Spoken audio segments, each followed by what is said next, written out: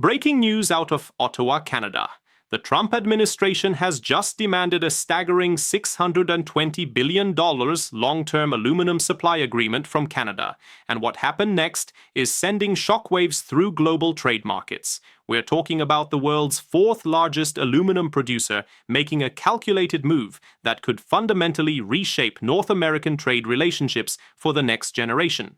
Canadian producers are pivoting to European markets at a pace that's catching Washington completely off guard, and American manufacturers are about to pay the price in ways that'll hit your wallet harder than you think.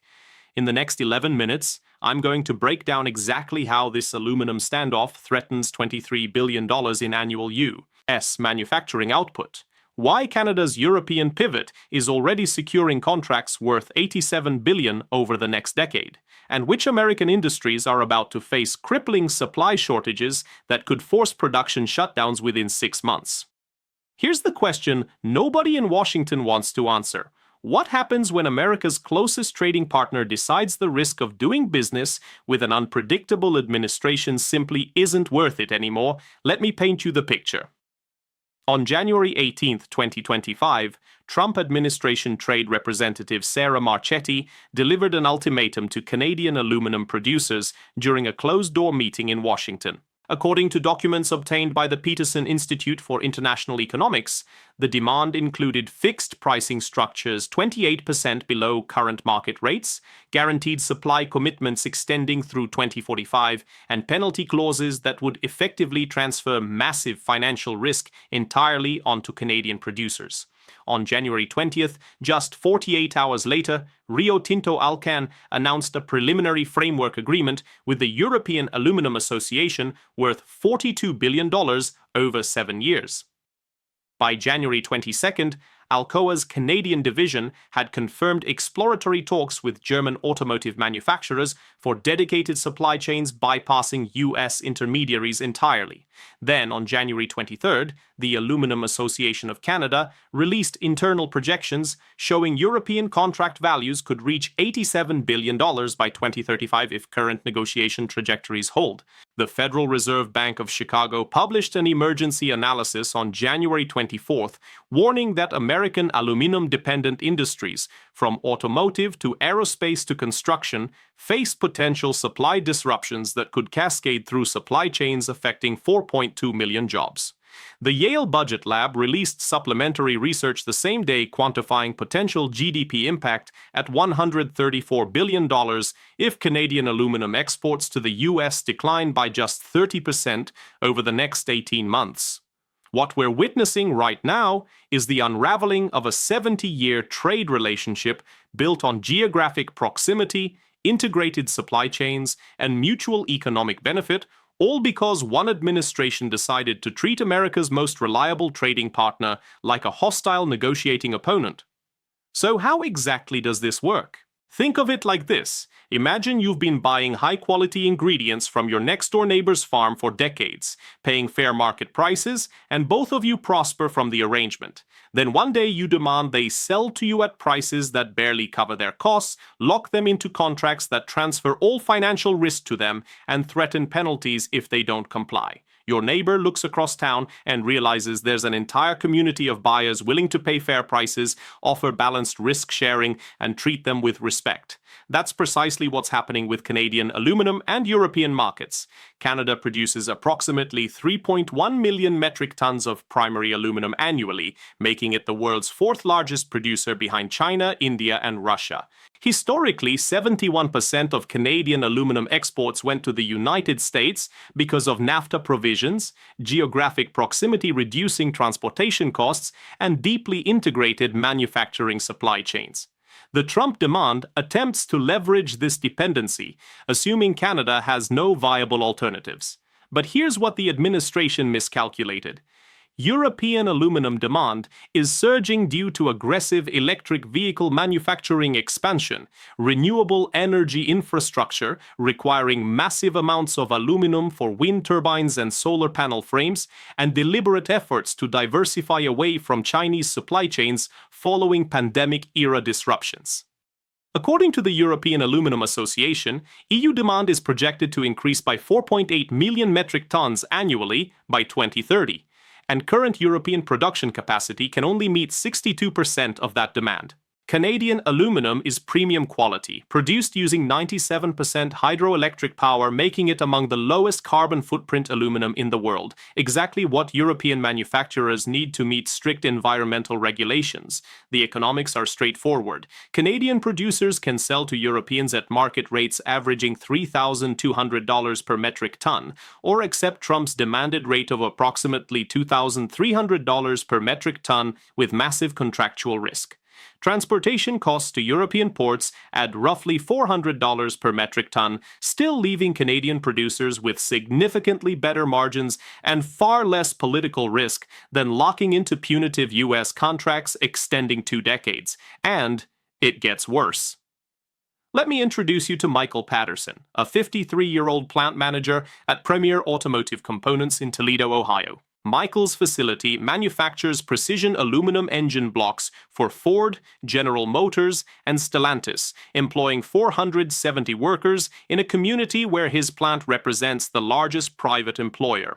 Michael's operation depends entirely on Canadian aluminum meeting exacting specifications for strength, weight, and machinability. On January 21st, Michael received notification from his primary Canadian supplier, a partnership that's endured for 19 years, that contract renewal terms would include 23% price increases and shortened commitment windows from annual contracts to quarterly agreements.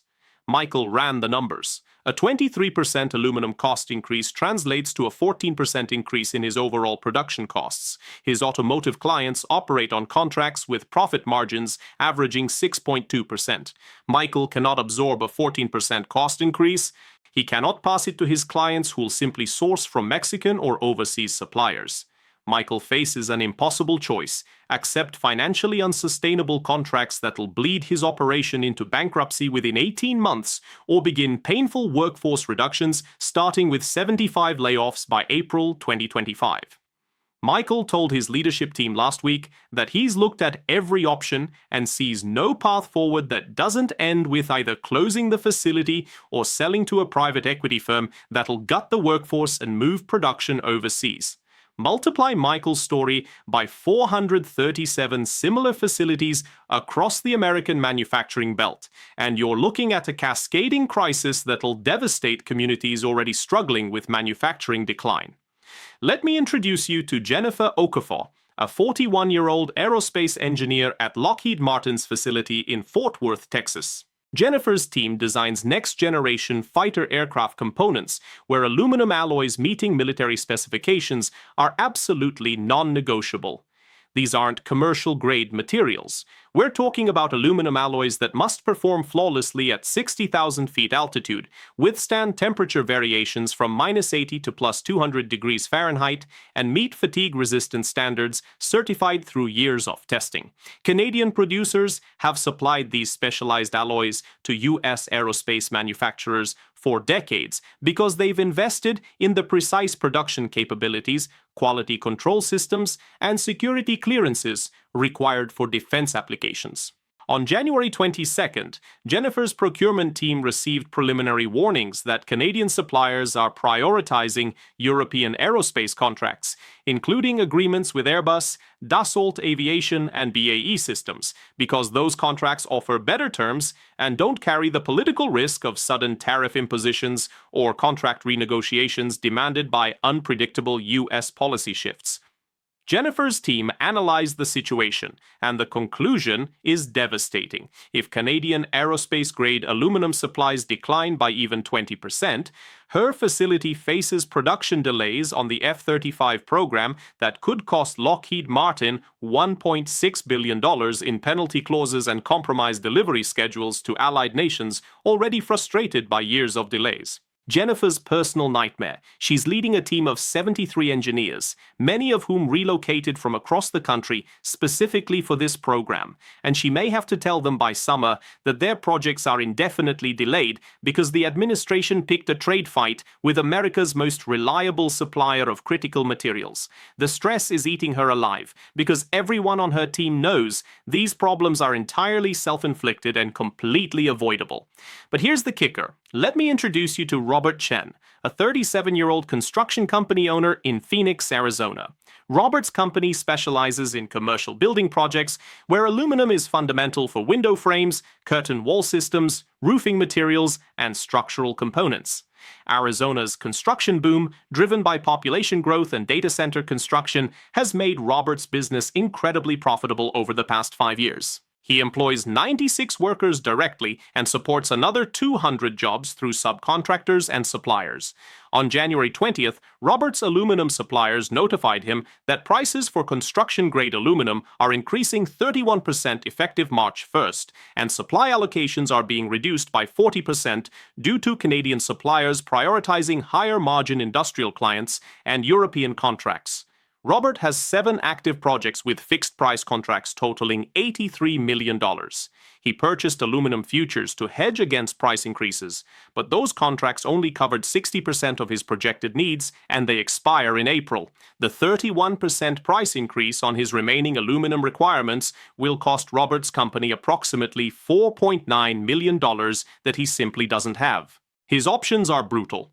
Attempt to renegotiate fixed-price contracts with clients who'll likely sue him for breach of contract, absorb losses that'll bankrupt his company by third quarter 2025, or halt projects leaving 238 workers unemployed and clients with half-finished buildings.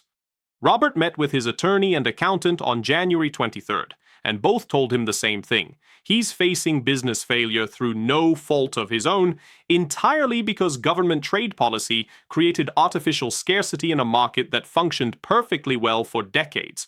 Robert's father built this company over 32 years. Robert is watching it collapse in 32 days. According to the Peterson Institute for International Economics, if Canadian aluminum exports to the United States decline by 30% over the next 12 months, American manufacturing output will contract by $23 billion annually. The Federal Reserve Bank of Chicago warns that cascading supply chain disruptions could affect 4.2 million jobs across automotive, aerospace, construction, packaging, and consumer goods industries. The Aluminum Association released analysis on January 23rd showing that American aluminum production capacity can only replace 18% of potential Canadian supply reductions, and ramping up domestic production would require capital investments exceeding $47 billion and timeline extending 5 to 7 years. The Yale Budget Lab quantifies total economic impact at $134 billion when accounting for reduced manufacturing output, supply chain disruptions, and lost productivity. Let me be crystal clear. Experts at the Council on Foreign Relations warn that the next 30 to 90 days represent a critical window where Canadian producers are finalizing European contracts that'll lock in supply commitments extending through 2035. In the 6 to 12-month timeframe, American manufacturers will begin experiencing acute shortages, forcing production cuts, facility closures, and permanent workforce reductions. But here's what really concerns analysts: the permanent damage to trade relationships and supply chain integration. According to the Brookings Institution, once Canadian producers successfully pivot to European markets and establish new supply chains, transportation infrastructure, and business relationships, the economic incentive to prioritize the American market disappears even if future administrations attempt to repair the relationship. We're not talking about temporary disruptions that'll resolve with better negotiating. We're talking about fundamental restructuring of North American trade flows that'll disadvantage American manufacturers for a generation. Deutsche Bank analysis, published January 24th, projects that European aluminum supply chains will be substantially locked in by fourth quarter 2025, meaning American manufacturers will face permanently higher costs, reduced supply security, and competitive disadvantages that'll accelerate the offshoring of manufacturing to markets with better access to aluminum supplies. And it gets worse. The German Association of the Automotive Industry announced on January 23rd that major manufacturers including Volkswagen, BMW, and Mercedes-Benz are finalizing agreements with Canadian aluminum producers for dedicated supply chains supporting electric vehicle production through 2040. These contracts specifically include environmental certifications documenting the low carbon footprint of hydroelectric-powered Canadian aluminum production, critical for meeting EU sustainability regulations. Simultaneously, the European Aluminium Association released projections showing that Canadian aluminum could capture 23% of EU import markets by 2030, displacing supplies from Russia and China that European manufacturers are deliberately diversifying away from for geopolitical and environmental reasons. Meanwhile, American aluminum consumers face a perfect storm. Domestic production insufficient to replace Canadian imports, alternative suppliers like Australia and Norway already operating at near full capacity with limited ability to increase exports to the US, and Chinese aluminum carrying tariffs that make it economically unviable even before considering quality and environmental concerns. The National Association of Manufacturers released an emergency brief on January 24th, warning that industries dependent on aluminum face the most severe supply crisis since the 1970s oil shocks, with potentially devastating consequences for American manufacturing competitiveness, employment, and economic growth.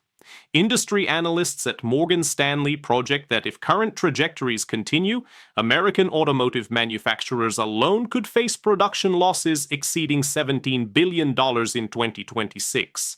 Aerospace manufacturers could experience program delays costing $9.4 billion in penalties and lost contracts, and construction sectors could see project cancellations exceeding $53 billion as aluminum costs and availability make projects financially unviable. Let me be crystal clear about the timeline. Right now, in the past 48 hours, Canadian aluminum producers are signing preliminary agreements with European buyers that'll fundamentally reshape their export priorities. Just this week, Rio Tinto Alcan confirmed framework agreements worth $42 billion over 7 years with European manufacturers. As we speak, American manufacturers are receiving contract renewal notices with price increases averaging 23 to 31% and reduced supply commitments that'll force impossible choices within weeks.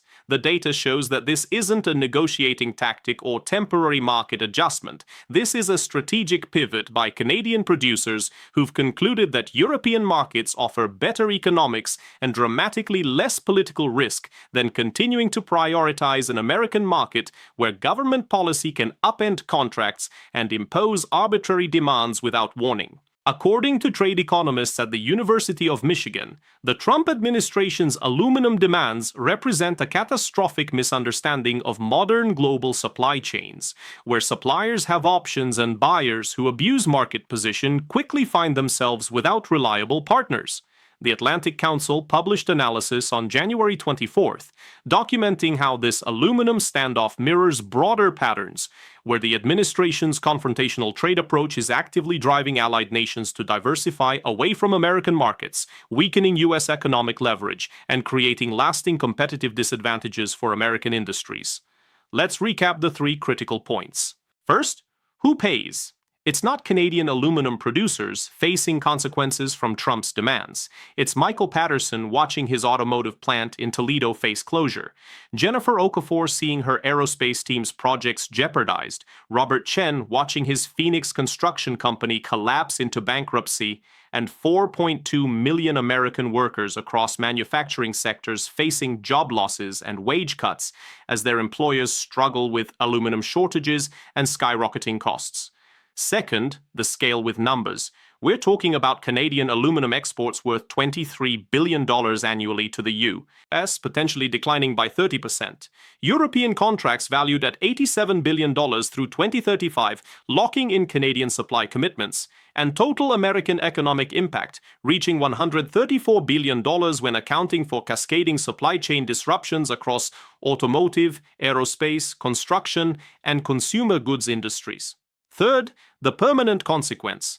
Once Canadian producers successfully establish European supply chains and business relationships, the economic incentive to prioritize the American market disappears even under future administrations, meaning American manufacturers face permanently higher aluminum costs, reduced supply security, and competitive disadvantages that'll accelerate manufacturing decline for a generation.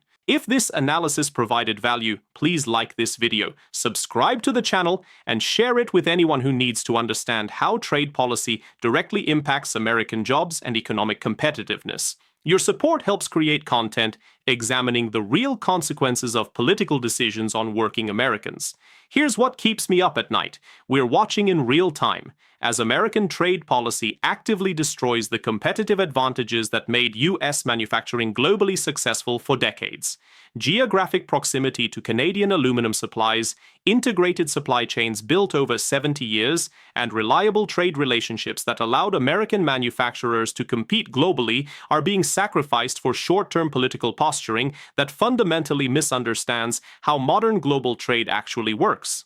The Trump administration demanded a $620 billion aluminum deal expecting Canada to capitulate because of historical dependence on American markets, but instead they're discovering that in 2025, suppliers have options and countries treated as adversaries rather than partners will simply take their business elsewhere.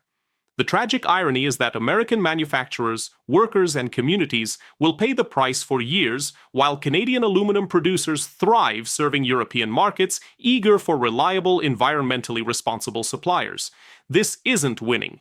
This is systematically dismantling American industrial competitiveness one short-sighted trade demand at a time, and by the time the consequences become undeniable, the damage will be permanent and irreversible.